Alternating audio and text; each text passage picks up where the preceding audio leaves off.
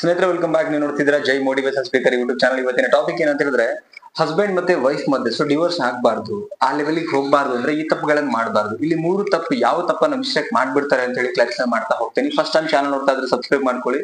And back ground ಸ್ವಲ್ಪ changes ಇದೆ, so ಸ್ವಲ್ಪ ವರ್ಕ್ ನಡೀತಾ ಇದೆ, ಅದನ್ನೆಲ್ಲ ಚೇಂಜ್ ಮಾಡ್ತಾ ಇದ್ದೀನಿ. ಸೊ ಅಂಡ್ ಕ್ಲಾರಿಟಿ ಕೂಡ ಇಷ್ಟ ಇಲ್ಲ, ಬಟ್ ನಿಮ್ಗೆ ಒಂದು ಇನ್ಫಾರ್ಮೇಶನ್ ರೈಟ್ ಕೊಡ್ತಾ ಇದ್ದೀನಿ. ನೋಡಿ, ಕೆಲವೊಂದ್ಸಲ ಹಸ್ಬೆಂಡ್ ಅಂಡ್ ವೈಫ್ ಮತ್ತೆ ಕೆಲವೊಂದು ತಪ್ಪುಗಳು ಬಂದಾಗ, ಕೆಲವೊಂದು ಪ್ರಾಬ್ಲಮ್ ಬಂದಾಗ ಅದನ್ನ ಹೇಗೆ ಸರಿಪಡಿಸ್ಕೊಬೇಕು ಅನ್ನೋದನ್ನ ವಿಡಿಯೋದಲ್ಲಿ ಕ್ಲಾರಿಟಿ ಕೊಡ್ತಾ ಇದ್ದೀನಿ. ವಿಡಿಯೋ ಕೊನೆದಿಂದ ನೋಡಿ. ನೋಡಿದ್ಮೇಲೆ ನಿಮ್ಗೆ ಏನ್ ಅನ್ಸುತ್ತೆ ಅದನ್ನ ದಯವಿಟ್ಟು ಕಾಮೆಂಟ್ ಸೆಕ್ಷನ್ ಖಾಲಿ ಇದೆ, ಕಮೆಂಟ್ ಮಾಡಿ ಅಂಡ್ ವಿಡಿಯೋಗೆ ಲೈಕ್ ಮಾಡಿ. ಫಸ್ಟ್ ಒನ್ ಏನಂತ ಹೇಳಿದ್ರೆ, ಜಗಳನ ಯಾವುದೇ ಕಾರಣಕ್ಕೂ ಕೂಡ ಕ್ಯಾರಿ ಮಾಡ್ಬೇಡಿ, ಅವತ್ತೇ ಬಿಟ್ಟು ಹಾಕ್ಬಿಡ್ಬೇಕು. ಅದಕ್ಕೆ ಹೇಳ್ತಾರೆ ದೊಡ್ಡವರು, ಹಸ್ಬೆಂಡ್ ಮತ್ತೆ ವೈಫ್ ಪ್ರಾಬ್ಲಮ್ ಏನೇ ಇರಲಿ, ವಾಟ್ ಎವರ್ ಏನೇ ಇರಲಿ, ಸೊ ಅದು ಗಂಡ ಹೆಂಡತಿ ಜಗಳ ಉಂಡು ಮಲ್ಗೋ ತನಕ ಹೇಳ್ತಾರೆ, ಅವತ್ತಿಗೆ ಮುಗಿಬೇಕು. ಅಗೇನ್ ನೆಕ್ಸ್ಟ್ ಡೇ ಇದ್ದಾಗ ಹೊಸ ದಿನ ಅಂತ ಫೀಲ್ ಮಾಡಬೇಕು.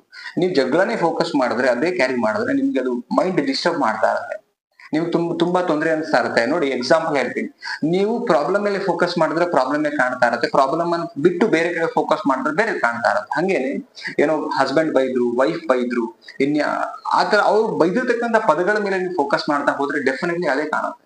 ಅವಾಗ ಅವ್ರು ಸರಿ ಇಲ್ಲ ಅಂತ ಅನ್ಸಕ್ ಶುರು ಆಗುತ್ತೆ. ಮರ್ತು ಬಿಡ್ಬೇಕು ಅದನ್ನ, ಕೆಟ್ಟದನ್ನ ಮರ್ತಿಲ್ಲ ನೀವು ಸಂಸಾರದಲ್ಲಿ ಅಂತ ಹೇಳಿದ್ರೆ ಒಳ್ಳೇದನ್ನ ಮಾತ್ರ ನೀವು ನೆನ್ಪಲ್ಲಿ ಇಟ್ಕೊಬೇಕು. ಒಂದು ಸಂಸಾರ ಹಸ್ಬೆಂಡ್ ಮತ್ತೆ ವೈಫ್ ಮಧ್ಯೆ, ಗಂಡ ಹೆಂಡತಿ ಏನ್ ಹೇಳ್ತೀವಿ, ಅಲ್ಲಿ ಸುಮಾರು ಜಗಳಗಳು ಬರುತ್ತೆ. ಬಟ್ ಅಲ್ಲಿ ನೀವು ಫೋಕಸ್ ಮಾಡ್ಬೇಕಾಗಿರೋದು ಏನು, ಒಳ್ಳೇದ್ರ ಮೇಲೆ. ಏನ್ ಒಳ್ಳೇದಾಗಿರುತ್ತೆ, ಒಳ್ಳೆ ಏನ್ ಮಾತಾಡಿರ್ತಾರೆ, ಕೆಟ್ಟದ್ 100% ಕೋಪ ಟೈಮಲ್ಲಿ ಆ ಟೈಮಲ್ಲಿ ಮಾತಾಡಿರ್ತಾರೆ, ಬಟ್ ಅದನ್ನ ಫಾರ್ಗೆಟ್ ಮಾಡ್ಬೇಕು, ಮರಿಲೇಬೇಕಿಲ್ಲ ಅಂತ ಹೇಳಿದ್ರೆ ಅದು ಏನಂತಾರೆ, ಸಣ್ಣ ತಪ್ಪಿಂದ ನೀವು ಜೀವನ ಪರ್ಯಂತ ಫೀಲ್ ಮಾಡುವಂತ ನಿಮ್ಗೊಂದು ಶಿಕ್ಷೆ ಅಂದ್ರೆ ಡಿವೋರ್ಸ್ ತನಕ ಹೋಗುತ್ತೆ. ಅದಷ್ಟು ಕೆಟ್ಟದ್ದು. ಆ ಕಾರಣಕ್ಕೆ ಎಂತದೇ ಜಗಳ ಆಗ್ಲಿ, ನಿನ್ನೆ ದಿನ ನಡೆದಿರತ್ತೆ ಅನ್ಕೊಳ್ಳೋಣ, ಇವತ್ತಿಗೆ ಹೊಸ ದಿನ, ಇವತ್ತು ಹೊಸದಾಗಿ ಏನ್ ಗೊತ್ತೇ ಇಲ್ಲ ನಂಗೆ, ಬೆಳಗ್ಗೆ ಎದ್ದ ತಕ್ಷಣ ಏನ್ ನಡೆದೇ ಇಲ್ಲ ನಂಗೆ ಇರ್ಬೇಕು, ಅದು ಗಂಡನೇ ಮಾಡ್ಲಿ ಹೆಂಡತಿನೇ ಮಾಡ್ಲಿ. Okay, first clarity.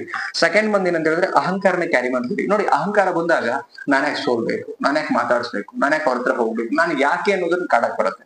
ಅಹಂಕಾರ ಇಟ್ಕೊಂಡು ಏನು ಮಾಡಕ್ ಸಾಧ್ಯ ಇಲ್ಲ. ಸೋಲ್ಬೇಕು ಮನುಷ್ಯ, ಸೋತಾಗ ಸಂಬಂಧ ಗೆಲ್ಲುತ್ತೆ, ಜೀವನದಲ್ಲಿ ಗೆಲ್ಲೋಕ್ ಸಾಧ್ಯ, ಒಬ್ಬರೇ ಜೀವನ ಮಾಡ್ಕೊಳಕ್ ಆಗಲ್ಲ. ಇಲ್ಲಿ ಒಂದೇ ತರದ ಮನಸ್ಥಿತಿ ಯಾರ ಹತ್ರನೂ ಇಲ್ಲ. ಇಲ್ಲಿ ನೋಡಿ, ಪೇರಳುಗಳು ಹೆಂಗೆ 5 ಇದೆಯೋ, ಸೇಮ್ ಡಿಫರೆನ್ಸ್ ವೇರಿಯೇಷನ್ ಅಲ್ಲಿ ಮನಸ್ಥಿತಿ ಇರುತ್ತೆ.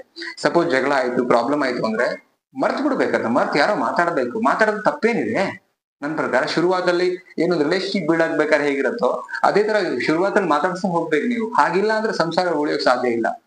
ಅಥವಾ ಈ ಜಗತ್ತಲ್ಲಿ ಯಾರ ಸಂಸಾರದಲ್ಲಿ ಜಗಳ ಇಲ್ಲ ತಗೊಂಬಂದಿ ನೋಡೋಣ, ಎಲ್ಲಾರ ಲೈಫಲ್ಲೂ ಕೂಡ ಪ್ರಾಬ್ಲಮ್ಸ್ ಇದೆ. ಬಟ್ ನಾನು ಹೇಳ್ತಾ ಇರೋದು ನಿಮ್ಗೇನು ಅಂತ ಹೇಳಿದ್ರೆ, ಅಹಂಕಾರ ಕ್ಯಾರಿ ಮಾಡಿದಾಗ ನಿಮ್ಗೆ ಅವ್ರಿಗೆ ಮಾತಾಡ್ಸೋದು ಬೇಡ, ಅವರಲ್ಲೇ ಇರ್ಲಿ, ಯಾಕೆ ಮಾತಾಡಿಸ್ಬೇಕು, ಇದೆಲ್ಲ ಬರೋಕ್ ಶುರು ಆಗುತ್ತೆ. ಸೊ ಅದಕ್ಕೆ ಹೇಳ್ತಾ ಇದ್ದೀನಿ, ದಯವಿಟ್ಟು ನೀವೇ ಅಹಂಕಾರನ ಕ್ಯಾರಿ ಮಾಡಕ್ ಹೋಗ್ಬೇಡಿ.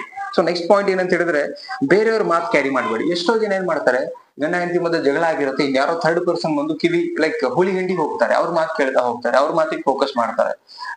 ಅವ್ರು ಹೇಳಿರ್ತಕ್ಕಂಥ ಮಾತನ್ನ ಬಿಲೀವ್ ಮಾಡೋರು, ತನ್ನ ಹಸ್ಬೆಂಡ್ ಆ ತನ್ನ ವೈಫ್ ಏನ್ ಹೇಳಿರ್ತಾರೆ ಒಳ್ಳೇದು, ಅದ್ರ ಮೇಲೆ ಫೋಕಸ್ ಮಾಡಲ್ಲ. ಯಾರೋ ಒಬ್ರು ಬಂದು ಸೋತ್ಬಿಟ್ಟು ಸರಿ ಆಗೋಣ ಅಂತ ಹೇಳ್ತಾರೆ, ಬೇಡ ಸರಿ ಮಾಡ್ಕೊಂಡು ಹೋಗೋಣ, ಜಗಳ ಮಾಡೋದು ಬೇಡ ಅಂತ ಹೇಳಿ. ಬಟ್ ಸ್ಟಿಲ್ ಅವ್ರು ಅದೇ ನಿನ್ನೆ ನೀ ಯಾಕೆ ಈ ಮಾತನ್ನ ಆಡದೆ, ನಿನ್ನೆ ಯಾಕೆ ಹೇಳಿ, ನಿನ್ನೆ ಮುಗಿದೋಯ್ತಲ್ಲ, ದಿನನೇ ಮುಗಿದೋಗಿದೆ, ಸಮಯನೇ ಹೊಂಟೋಗಿದೆ ಅಂದ್ಮೇಲೆ ಯಾಕೆ ನೀವು ನಿನ್ನೆ ಜಗಳ ಆಗೋಗಿದ್ರ ಬಗ್ಗೆ, ಜಗಳ ನಡೆದೋಗಿದ್ರ ಬಗ್ಗೆ ಯೋಚನೆ ಮಾಡಿದ್ರೆ ನಿಮ್ಮಲ್ಲಿ ಅಹಂಕಾರ ಇದೆ ಅಂತ ಅರ್ಥ. ಅಹಂಕಾರನೇ ಏನ್ ಮಾಡುತ್ತೆ, ಆಮೇಲೆ ಅವರಲ್ಲಿ ಅಹಂಕಾರ ಬರ್ಲಿಕ್ಕೆ ಶುರು ಆಗತ್ತೆ.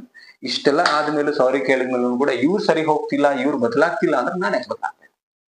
ನಿಮಗೇನಿದೆಯಲ್ಲ, ಅವ್ರಿಗೂ ಕೂಡ ಅದೇ ಪ್ರಾಬ್ಲಮ್ ಇದೆ. ನಿಮ್ಗೇನಿದೆಯಲ್ಲ ಒಂದು ಈಗೋ, ಅವ್ರಿಗೂ ಅದೇ ಈಗೋ ಇದೆ. ನಿಮಗೇನೊಂದು ಮನಸ್ಥಿತಿ ಲೈಕ್ ಬೇರೆ ಇದೆಯಲ್ಲ, ಅವ್ರಿಗೂ ಮನಸ್ಥಿತಿ ಬೇರೆನೇ ಇದೆ.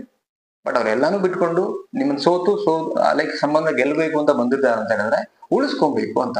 ನೀವು ಅದ್ರ ಮೇಲೆ ಅದೇ ನಿಮ್ದು ಈಗೋ ಇಟ್ಕೊಂಡು ನಾನೇ ಮಾತಾಡೋದು, ನೀ ಹಂಗ್ ಮಾಡಬಾರ್ದಾಗಿತ್ತು, ಇದು ಮಾಡಬಾರ್ದಾಗಿತ್ತು ಅಂತ ಅದು ಕ್ಯಾರಿ ಮಾಡಿದ್ರೆ ಅವರು ಅದನ್ನ ಕ್ಯಾರಿ ಮಾಡ್ತಾರೆ.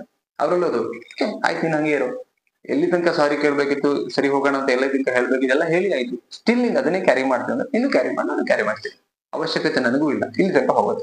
ಹಂಗಾಗೋದು, ನಿನ್ನೆ ಜಗಳ ಆಗಿದ್ದ, ಸಾರಿ ಕೇಳ್ತಾರೆ, ಬಿಟ್ಟು ಹಾಕಿ, ಸರಿ ಮಾಡ್ಕೊಂಡ್ಬಿಡಿ, ಖುಷಿ ಖುಷಿಯಾಗಿ ಬದುಕಿ. We don't know next minute ಸಾವಿದ್ರು ಇರ್ಬೋದು ನಮ್ಗೆ. ಅದಕ್ಕೆ ಹೇಳ್ತಾ ಇದ್ದೀನಿ, ಮನುಷ್ಯನ ಲೈಫೇ ಶಾಶ್ವತ ಇಲ್ಲ ಅಂದ್ಮೇಲೆ ಸೋಲೋದು ತುಂಬಾ ಮುಖ್ಯ ಇರೋದು. ಯಾರು ಸೋಲ್ತಾರೆ, ಯಾರು ತಾಳ್ಮೆಯಿಂದ ಆಗ್ತಾರೆ, ಅವರೇ ಲೈಫ್ ಅನ್ನ ಚೆನ್ನಾಗಿ ಬಾಳಿ ಬದುಕ್ತಾರೆ. ಓಕೆ, ಐ ಥಿಂಕ್ ಈ ವಿಡಿಯೋದಲ್ಲಿ ನಿಮ್ಗೆ ಕ್ಲಾರಿಟಿ ಸಿಕ್ಕಿದೆ ಅನ್ಕೋತೀನಿ, ಹಸ್ಬೆಂಡ್ ಮತ್ತೆ ವೈಫ್ ಮಧ್ಯೆ. ಸೊ ಏನ್ ಅನ್ನಿಸ್ತು ಕಮೆಂಟ್ ಸೆಕ್ಷನ್ ಖಾಲಿ ಇದೆ, ಕಮೆಂಟ್ ಮಾಡಿ ಅಂಡ್ ಲೈಕ್ ಮಾಡಿ. ಇದೇ ತರದ ವಿಡಿಯೋಗಳು ಸಿಗುತ್ತೆ. ದಯವಿಟ್ಟು 25,000 ಸಬ್ಸ್ಕ್ರೈಬರ್ ಆಗಿದೆ, 50,000 ಆಗಬೇಕು, ಸಪೋರ್ಟ್ ಮಾಡಿ ಅಂಡ್ ವಿಡಿಯೋನ ಎಲ್ಲ ಶೇರ್ ಮಾಡಿ. ಅಂಡ್ ಇನ್ಸ್ಟಾಗ್ರಾಮ್ ಅಲ್ಲೂ ಕೂಡ ಅಷ್ಟೇನೆ 1,07,700 ಜನ ಫಾಲೋವರ್ಸ್ ಇದ್ದೀರಾ. ಫೇಸ್ಬುಕ್ ಅಲ್ಲೂ ಇದ್ದೀರಾ. ಇನ್ನಷ್ಟು ನೀವು ಸಬ್ಸ್ಕ್ರೈಬ್ ಮಾಡಿ, ಫಾಲೋ ಮಾಡಿ, ನಂಗೆ ಸಪೋರ್ಟ್ ಮಾಡಿ ಅಂತ ಹೇಳಿದೆ. ಅಂಡ್ ಕೌನ್ಸಿಲಿಂಗ್ ಬೇಕು ಅನ್ಸಿದ್ರೆ ಕಾಂಟ್ಯಾಕ್ಟ್ ಮಾಡಿ. ಜಸ್ಟ್ 45 ಮಿನಿಟ್ಸ್ಗೆ 300 rupees ತಗೊಳ್ತಾ ಇದ್ದೀನಿ. ನಾನೇ ಕೌನ್ಸಿಲಿಂಗ್ ಮಾಡ್ತೀನಿ ಅಂತ ಹೇಳ್ತಾ ಸ್ಕ್ರೀನ್ ಮೇಲೆ ನಂಬರ್ ಕೂಡ ಕೊಟ್ಟಿದ್ದೀವಿ. Thank you so much. ಮತ್ತೊಂದು ಟಾಪಿಕಲ್ಲಿ ಸಿಗ್ತೀನಿ. ನಮಸ್ತೆ.